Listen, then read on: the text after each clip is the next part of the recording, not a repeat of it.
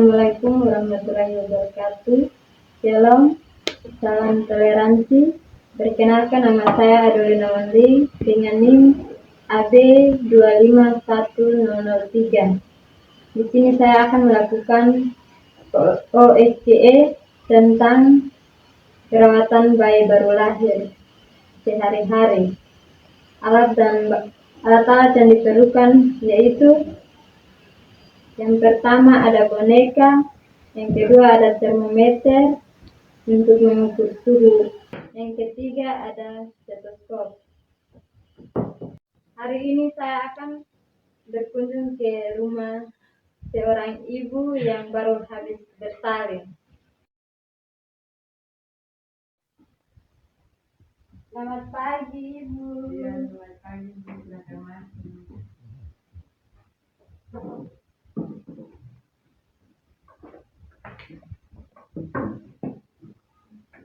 Bagaimana, Ibu?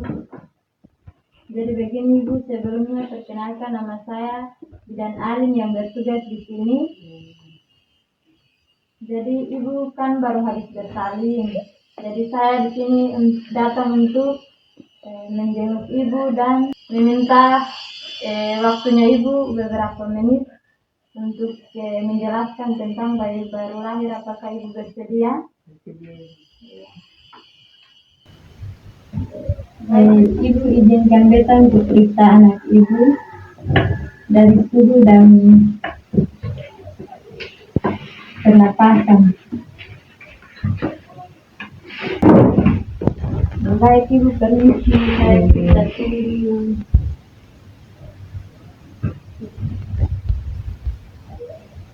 Oke, suhu anak 36 Ibu. Suhu normal ya.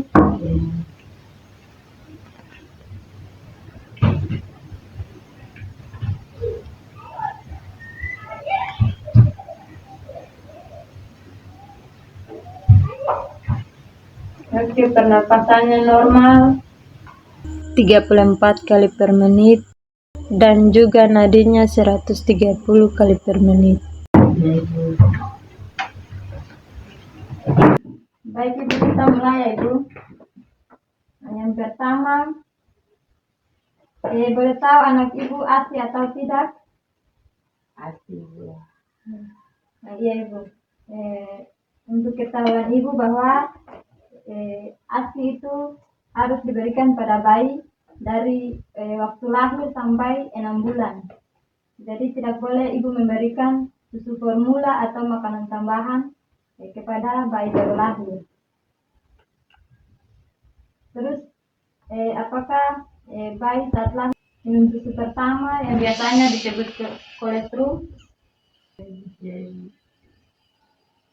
Yang kedua, Ibu harus menjaga kebersihan kepada bayi baru lahir.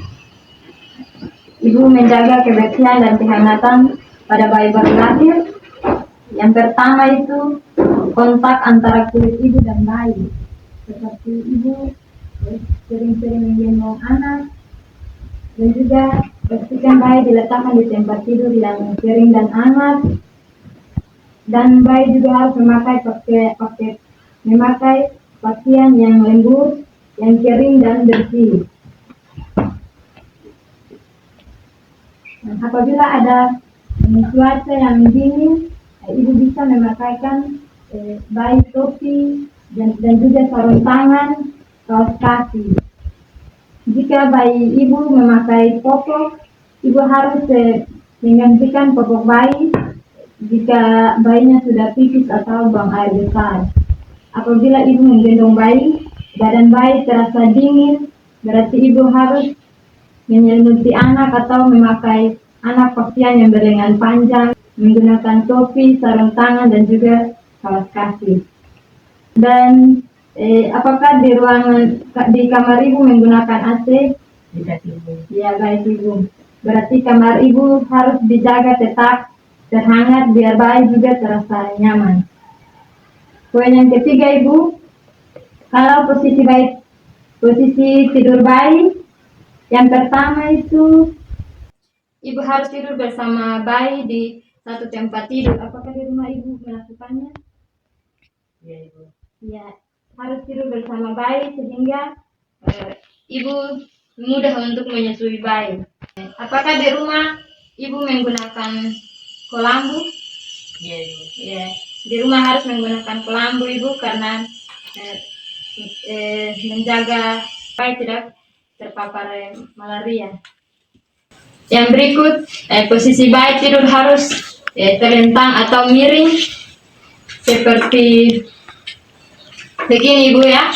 Saya lagi membawa boneka untuk memberikan contoh kepada ibu karena ibu baru pertama lahiran. Jadi saya memberikan contoh. Jadi kalau misalkan bayi tidur terlentang seperti begini ya bu ya.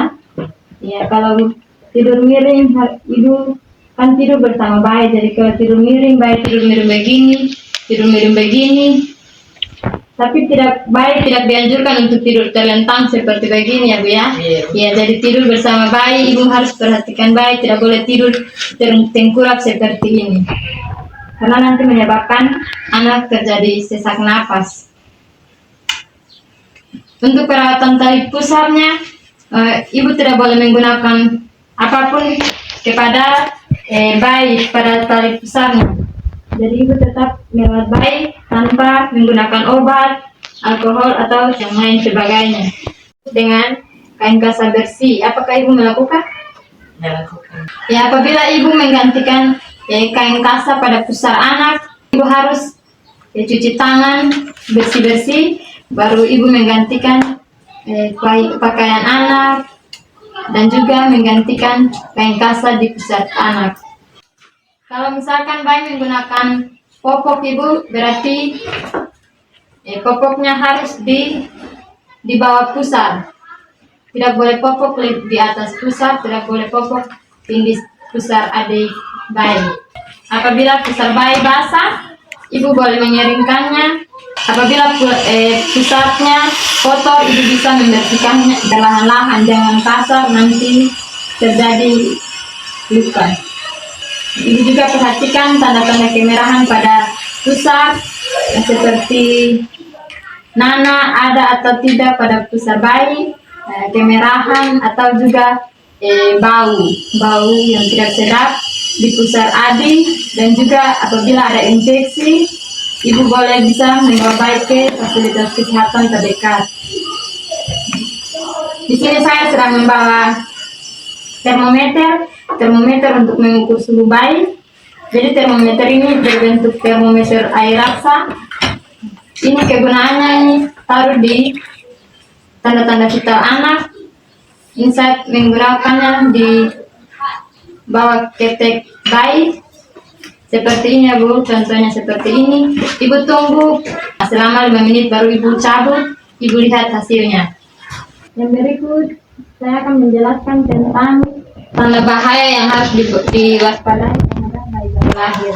Yang pertama itu apabila bayi tidak mau minum atau tidak mau menyusui, atau bayi kalau sudah menyusui dan bayi muntah kembali ASI. Dan juga yang kedua, kalau bayi tidak kejang, bergerak, hanya bisa dikasih rangsangan, dan juga pernapasan di atas 60 kali per menit, dan apabila pernapasan juga di bawah 30 kali per menit, dan juga bayi mengalami tarik dinding dada ke dalam yang sangat kuat, atau bayi merintih, bayi terasa demam atau dingin, dan juga nana yang banyak di mata, dan pusar mengalami kemerahan meluas di dinding perut di bagian area pusar, atau juga bayi mengalami diare, tampak telapak tangan dan kaki berwarna kuning, berarti ibu harus bawa ke fasilitas kesehatan untuk penanganan selanjutnya. Apakah dari 13 tanda-tanda bahaya yang harus diwaspadai, anak ibu ada yang mengalami hal 13 ini? Tidak, Bu. Ya, baik ibu. Di sini sampai di sini penjelasan saya. Apakah ibu paham? Paham. Ya ibu, baik ibu. Saya bisa mengevaluasikan ibu Sesuai dengan apa yang tadi saya sampaikan. Apakah Ibu bisa mengulang apa yang saya sampaikan tadi? Bisa Bu. Silakan Ibu. Iya, jadi yang pertama membersihkan hasil dari lahiran sampai 6 bulan. Yang kedua menjaga kebersihan dan kesehatan bayi seperti kotak kulit dan ibu dan bayi. Yang ketiga Ibu, posisi tidur baik, terlentang atau miring. Keempat Ibu, jika muntah air susu, napas cepat atau lambat, anak merintih, anak di masa pusat, kecerahan, diarea, telapak tangan dan kaki warna kuning. Iya, oke, sampai sini. Terima kasih Ibu sudah memahami apa yang tadi saya sampaikan. Oke, itu saja yang Ibu Bidan sampaikan di hari ini. Saya minta pamit. Ya, terima kasih untuk hari ini.